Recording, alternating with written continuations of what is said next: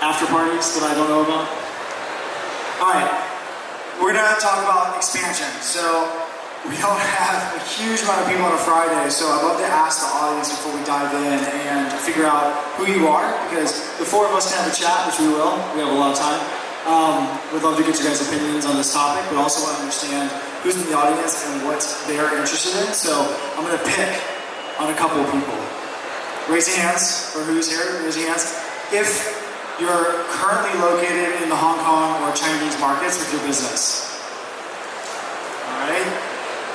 And for those that are on their phones, I'm looking at you. Raise your hands if you are in Southeast Asia with your businesses. No? America? Where are you guys located? This is a good question. I want to reverse engineer. What's up? I want to reverse engineer. So you're here in Hong Kong, correct? You look at it? No? China? Europe. Okay. Hong Kong.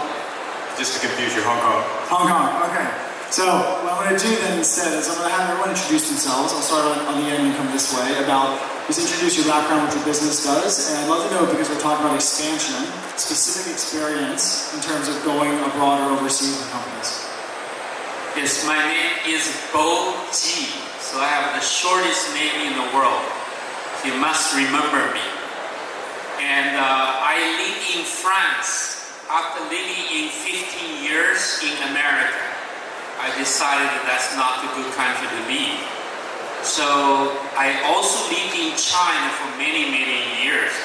So that gave me a very rounded global perspective of both Asia, America, and Europe. So that's why I'm here, to share my knowledge about global expansion. I've done many things in my life, but right now I'm responsible for Europe, for one of the best business schools in China called Chang Graduate School of Business, funded by the richest man in Hong Kong called Li Ka-Cheng, who is retiring next month. Great. I'm David, Managing Partner of MindWorks Ventures, a Hong Kong-based venture capital firm.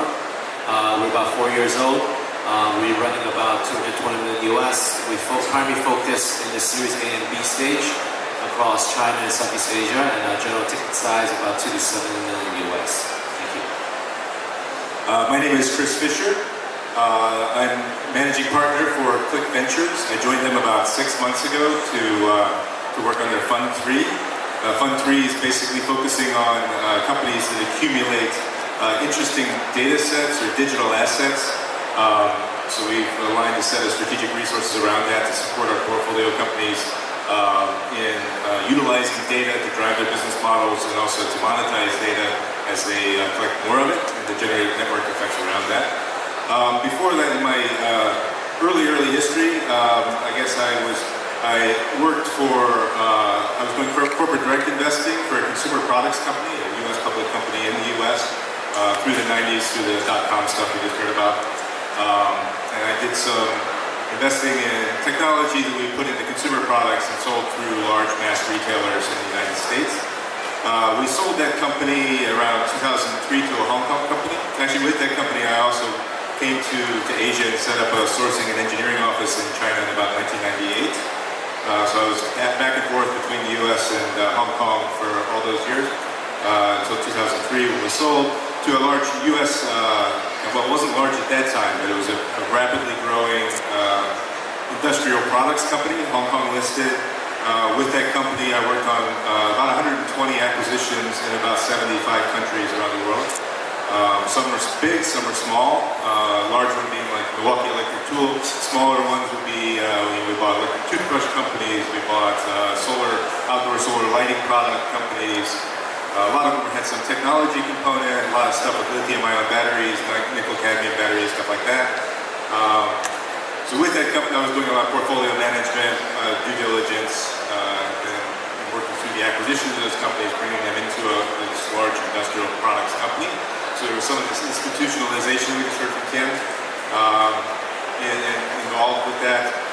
And then I started angel investing in 2004. Really wanted to get back to the early startup stuff rather than the larger companies with all the more corporate politics type stuff.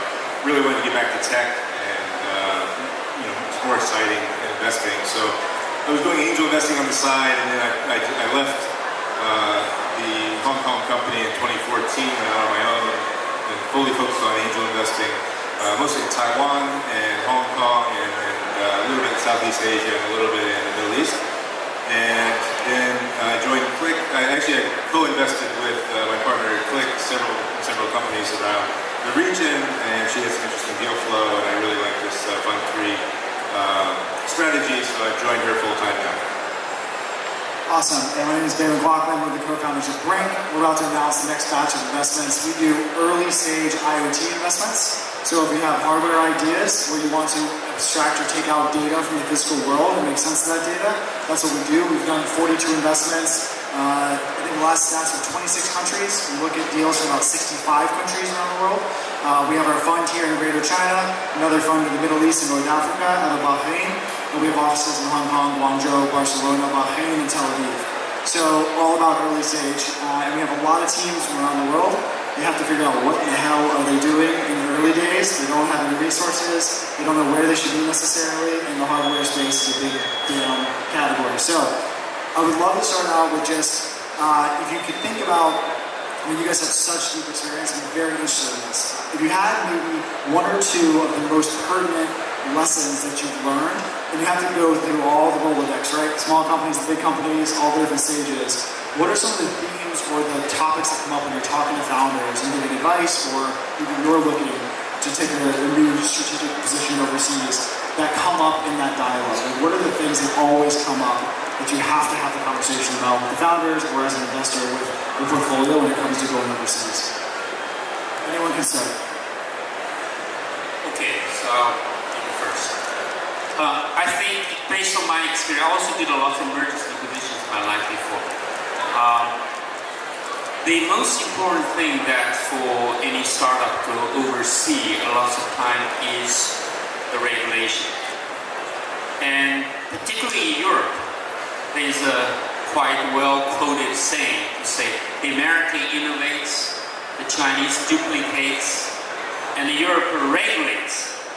So Europeans are the worst. They regulate everything before they start, to allow the innovation to breathe. So when you go international, you need to check out the local regulation.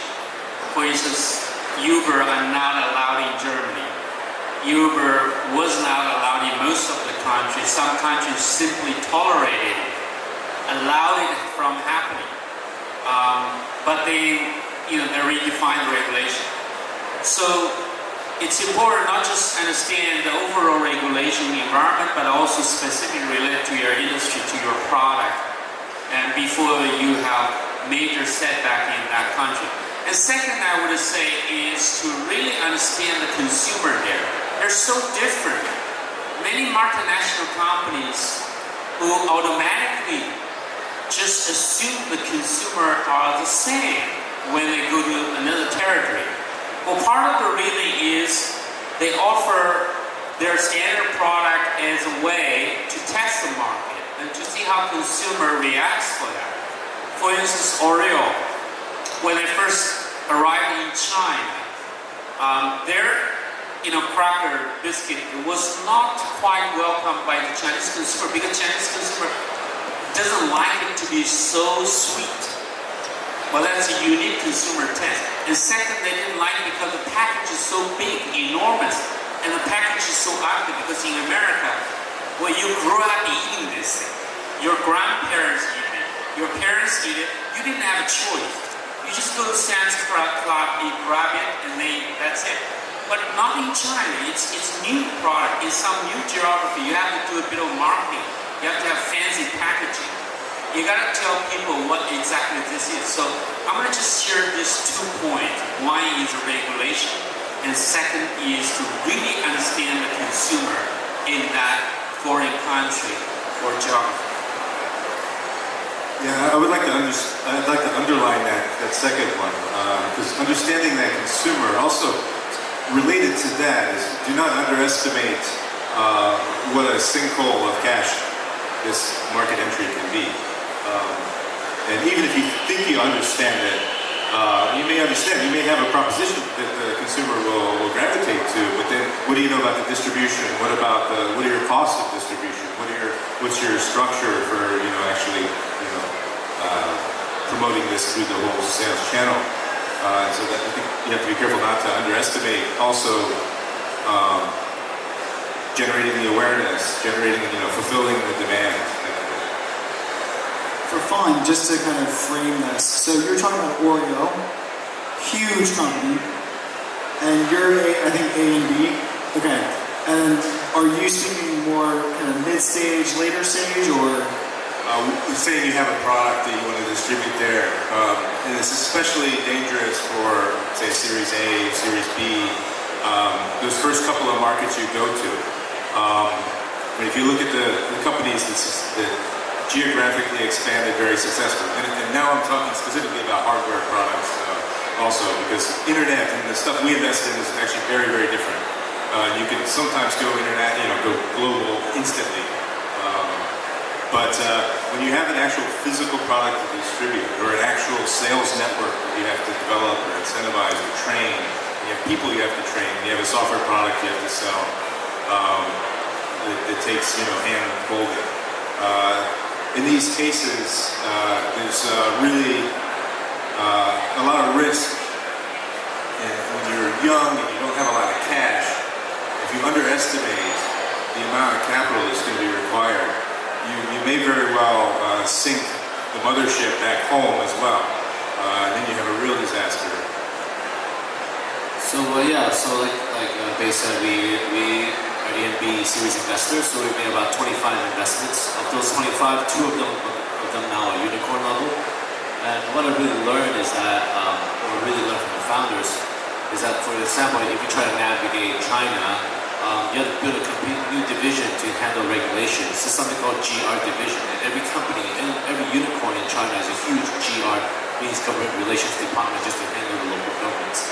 And when we talk about Southeast Asia, we actually, before we enter the market, we try to study a good entry point on a specific layer. Depending on what you're doing, we're very big logistics investors. So when we enter the market for, say, logistics, say in Vietnam, we identify which SME on which vertical has the highest demand, and we go on the ground and tackle them before we even launch the city. So we get operational contracts before we even launch, and once we hit a threshold, then we'll launch that city. So that's the KPI measurement we use. So let's stay on hardware for a second. I think we can go back to software later. So tactics here. So I'm just going to give you a real silly binary option here. So A or B. Do you expect that the team should be doing it themselves, or do they partner away the expansion when they're young and early and vulnerable? Okay, I have to give a very qualified answer. I would look at that very much industry by industry. So if you have an industry that has very well developed, distribution channels, it's very well defined, you've got two options. You really look at it, you do your SWOT analysis, or whatever your favorite method to really get comfortable with the various potential outcomes and the expected value of your return on these particular approaches. But take a look at it very carefully, and maybe you want to go around that distribution channel and disintermediate it. But especially in Asia, especially actually a lot of it in Europe as well, to go around these channels is also not easy. So don't underestimate the challenge in that. But can be done, and sometimes that's can really be groundbreaking. But the easiest way is to just sell it to the channel and keep it going. So be strategic about it. Yes, I think particularly in Europe and also in China as well, the power of channel is incredibly important. But the negotiation with the channel also depends on how you do your PR and how you manage your user. So this question cannot be simply answered. And if you push the gun on my head, I would say you gotta work with someone to do that. But then part of the negotiation depends on you and how you approach the consumer, how you generate the PR for that. So that would be what I would say. Well, I want to clarify, when you say channels, the distribution channels, right? Distribution, yeah. Yeah, so we invested in a hardware company based in Silicon Valley, and I know the negotiation is a huge factor on deciding which channel. I would suggest bringing the channel distributor as an investor. They'll mitigate a lot of risk. They'll be on the same part as you. Convince them to invest some money into your company, and they'll get all sorted out. So the successful case for us is we bought the Silicon Valley to China, and it's an educational toy, and we have Hawaii TAL Education Group invest in, and they help us with food distribution across the 3,000 schools. One of my favorite quotes is from Sonny, the founder of Misfit. He always says, find out what the distributor wants, and always give them more. It is very simple, and he went to as many markets as he quickly could, and it was really just make sure that they love you so much, and then maybe you want to disintermediate or mess with them later, but just use the channel that exists, plow through, build it quickly. Okay, so we're going to talk about, you actually brought up a point, we didn't say it, but the next point is not around distribution, but around team. And I have an example, so I appreciate you saying you've got two. Just had my first unicorn this week, super psyched about that. Yes. And it's a team that co-located their engineering and their business development. So they had engineering in Europe, and then they had their team in the Valley. Now, I lived in the Valley for 10 years. I did the whole route. I have a pretty legitimate axe to grind about a lot of the bullshit in San Francisco. But I would love to ask you one main question here. As international investors and business people, what's your thought on the current and for whatever reason still existing sort of norm in the Valley, which is VCs want the founders sitting down the street so they can see them in the eye, and they will not invest overseas where they can't see the founder on a regular basis? Reaction. That's, okay, so we've deliberately set up our fund to be against that. So we invest globally, no limitations, although we tend to like companies in Asia trying to go into North America or North America going into Asia. But full stop, otherwise we're geographically agnostic. We look at business model, we look at team. So I also hate that model. With that said though, I know, I talked to a lot of these guys, I also lived in the Valley for a little while, and they want to be able to jump in a plane, go, shake up the team, or talk to the team, or do whatever, or yell at them, or whatever, and then be back home for dinner that night. Don't want to have to do too much with time zones, like having to figure out what's 9 o'clock in San Francisco a.m. in Hong Kong. My joke was, and a lot of them were mentors and friends, so I'm just giving them shit, but I literally said that the reason I left when I turned 30 was I could see my future. It was Tesla, living in Marin, working from home 3 days a week, 2 days in the city, YC demo day. I was like, I gotta get the fuck out of here. Like, I don't want this in my future. What about you? From my view, as long as you bring in their numbers, I really don't care where you work at. You can work at wherever you want. So we list our KPIs, our metrics, if you hit it, then it's very good. All good. Yeah, most of the teams we look at, well, a lot of the teams, not most, but a good fraction of the team, an increasing fraction of the teams, you couldn't even say where they are. I mean, we got one, the founder is maybe in San Francisco, but she's got a marketing guy in London. There's one startup I was with, and 3 people in Hong Kong, and literally these people are on the call, on Zoom calls every day. And stuff gets done and we make the numbers. And I think I want to separate between the control versus the investor's involvement and creating value. And I see a bit of ego from the Silicon Valley. In terms of, I lived there for 5 years at Stanford, and I saw the nanoparks, this whole development. I personally see there's a great value of the investor being close to the investing company. That's why we start to see the investment company, those funds start to establish a global footprint all over the world, not just in Silicon Valley. So there's a value for that, for helping that, but not the value of control. Because when you start to really try to control, then you make the startups feel uncomfortable. And when they lose independency and lose their entrepreneurship, which is very dangerous, that's a problem. But being with them, providing support, help, leveraging the network they have, this is something great. This is something they desperately need. So we need to separate between this ego, control, freak kind of approach versus being with you, to support you, to help you.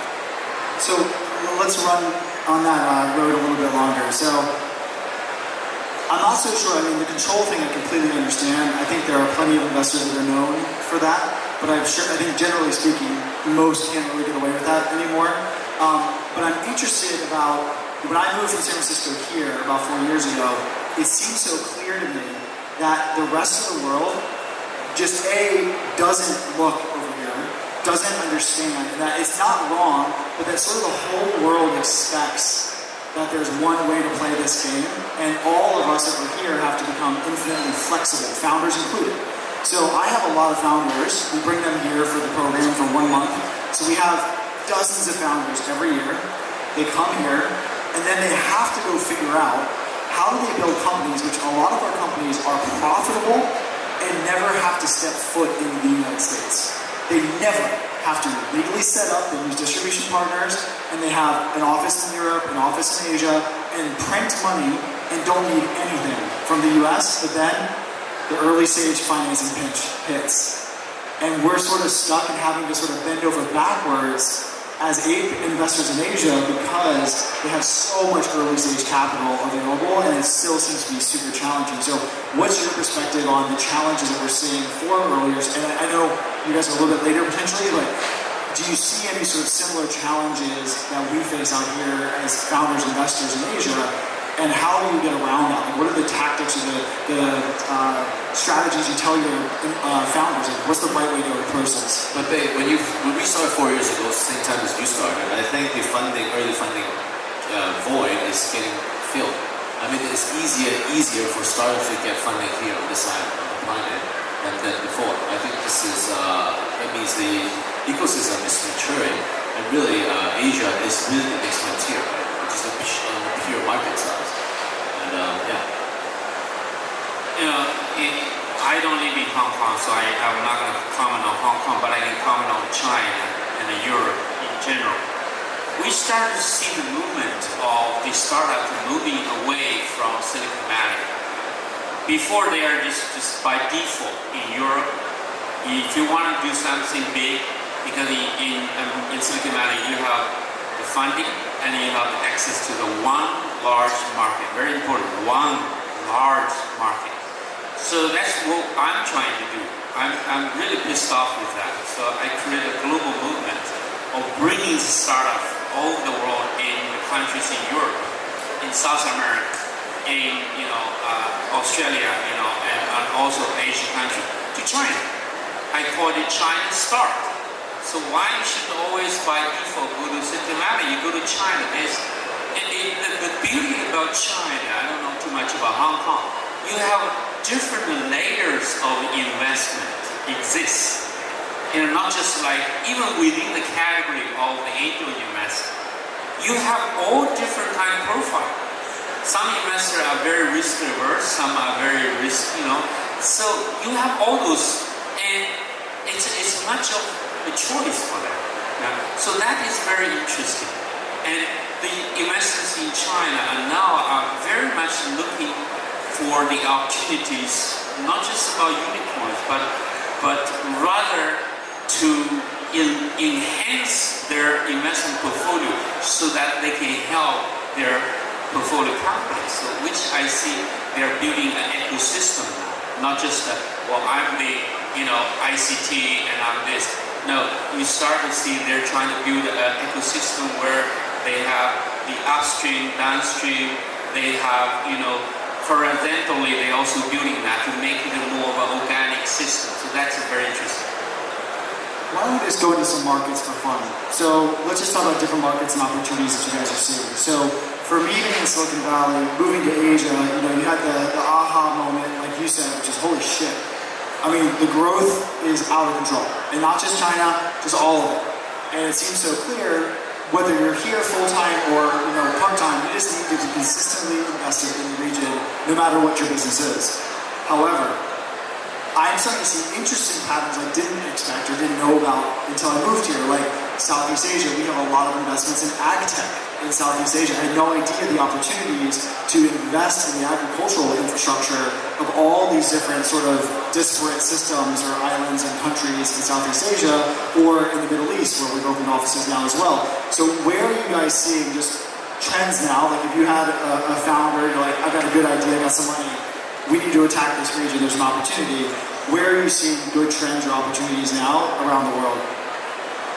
Similar to you, Bei, I was actually born in Silicon Valley. I was born in Mountain View, and I came back to Hong Kong to work in finance. And I had a one-way ticket to go back to Silicon Valley to start my VC career, but I stopped.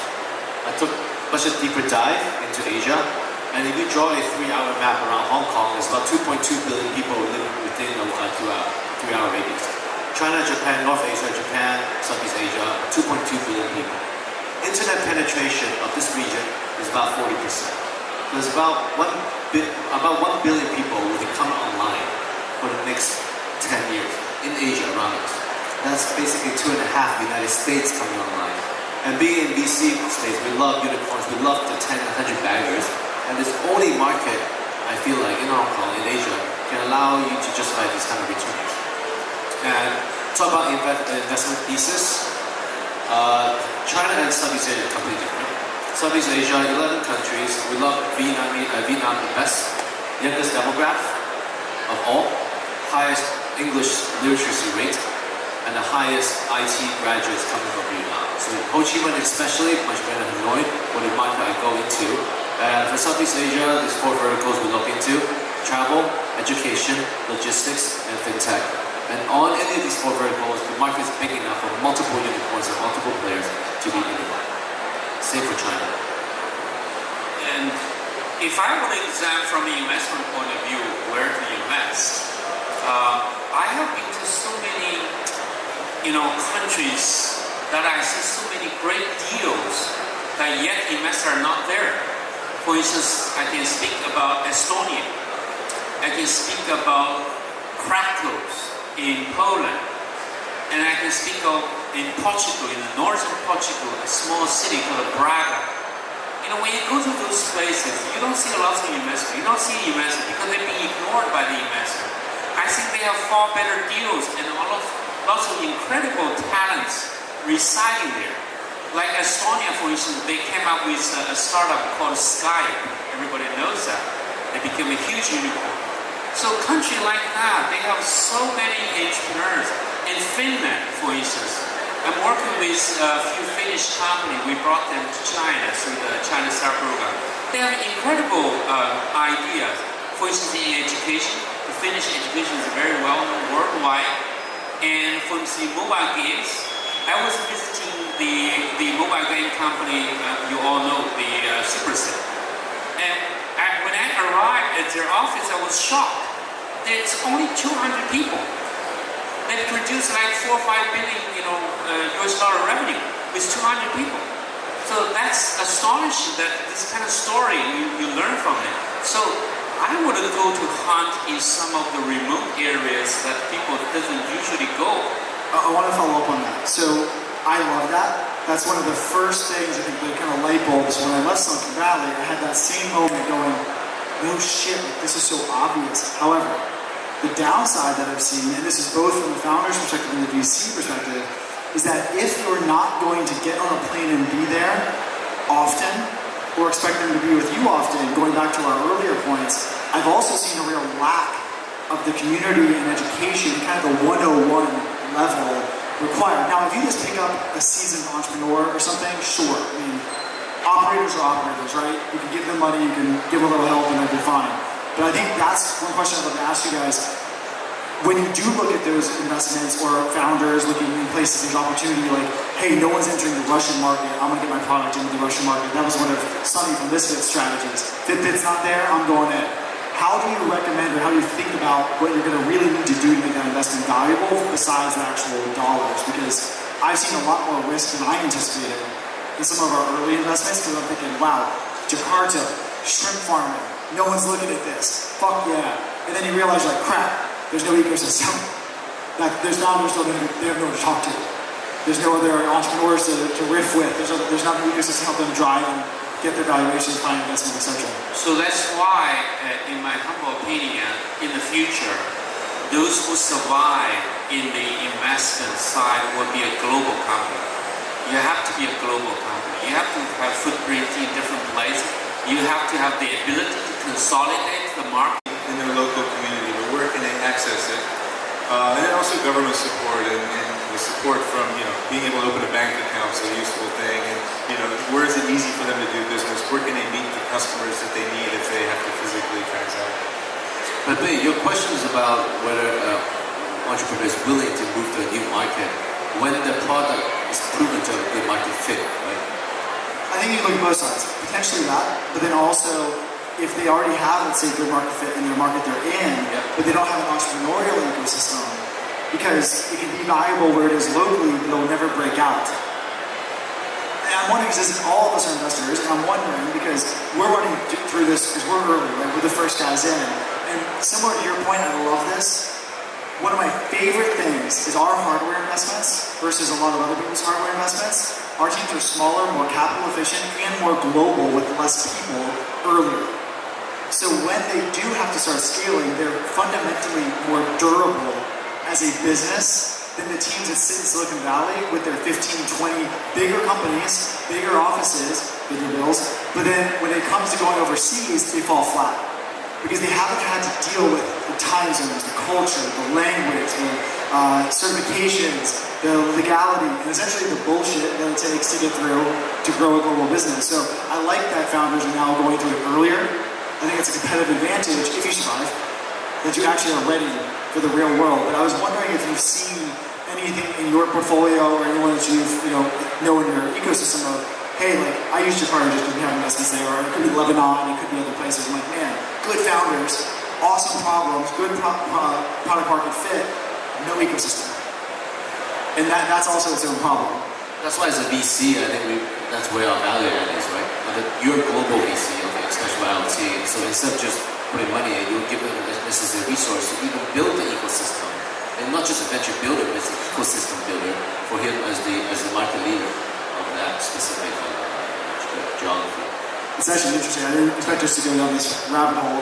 It's actually one of 500's goals back in the day. That was one of their first strategies, right? They would just put little bits of money in kind of ecosystem people all over the world and then kind of try to grow them along the way. Interesting. So we've only got a few more minutes to kind of wrap up. We didn't talk about digital at all. So I'd love to, I know we're at a physical conference. We focus on IoT and hardware. But the company I was talking about earlier was Intercom, one of my unicorns. So that was Europe, Ireland, and then San Francisco in particular. But they're digital. And they have 2 offices, they don't need to be all over the world, and they can grow a very big business. Now, we talked physical the whole time. Does any of your advice or your experience change when it's a purely digital business? Yes, I think it will change. Definitely change. With the digital business, I find many digital business could, for instance, I use the example, okay? They finish company, startups. Okay? They do the rating for the entertainment shows and for sports and all that stuff.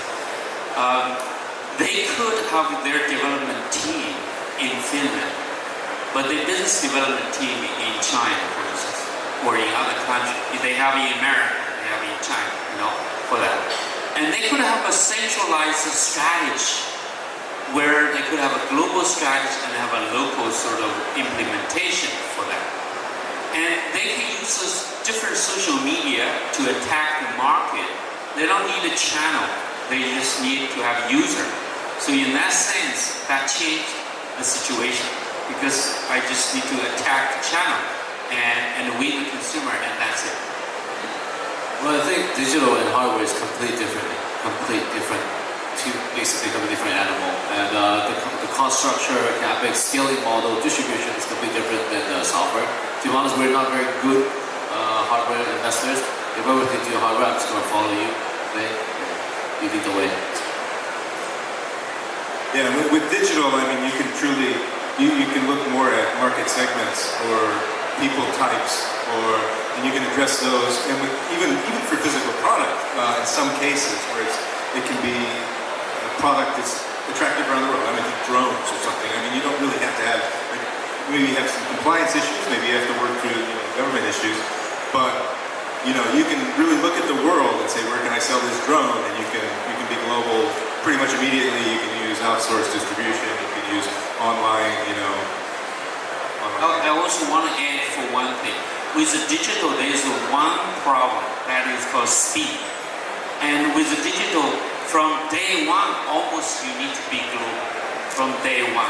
If you're not global, they quickly, after 3 months, 6 months, you will find it in other part of China. China, I'm saying that, other part of the world.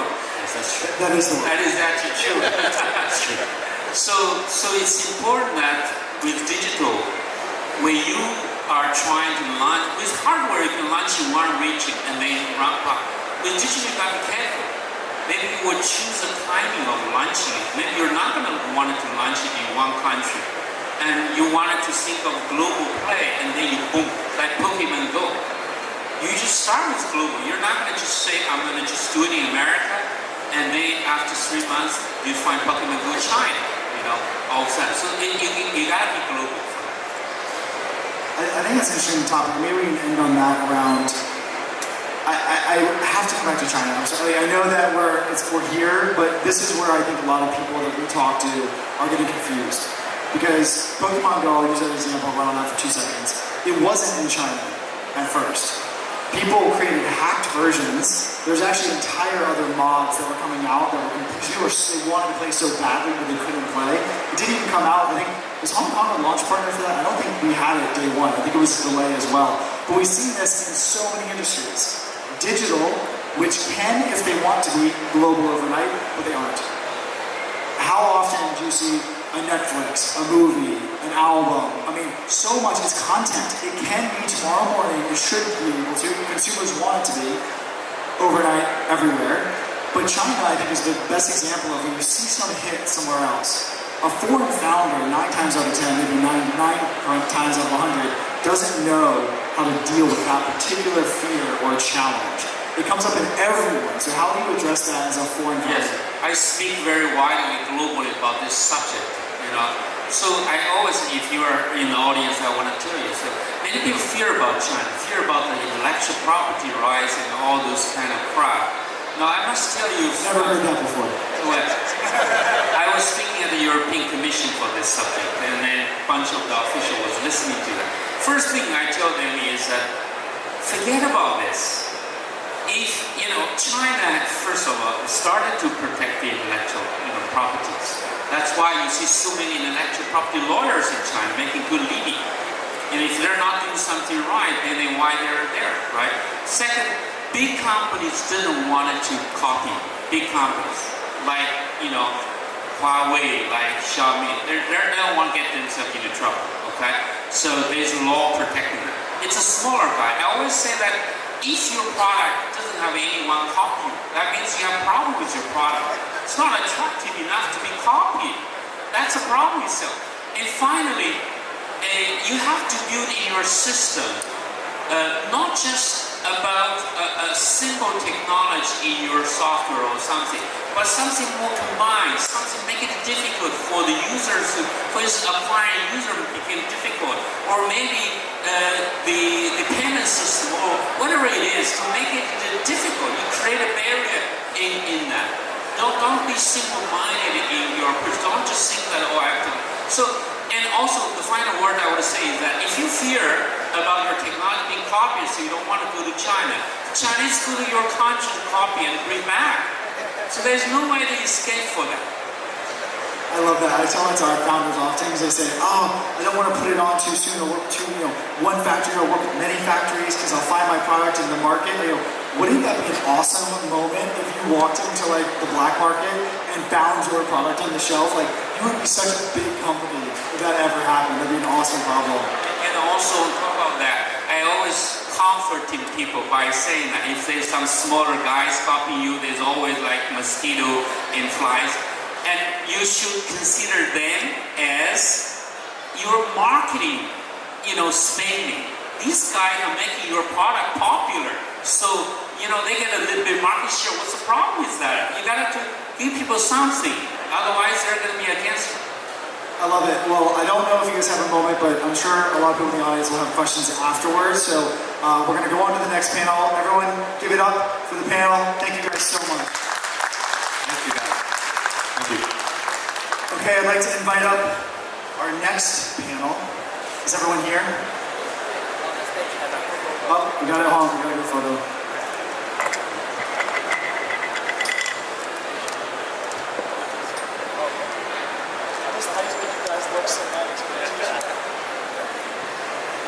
Okay.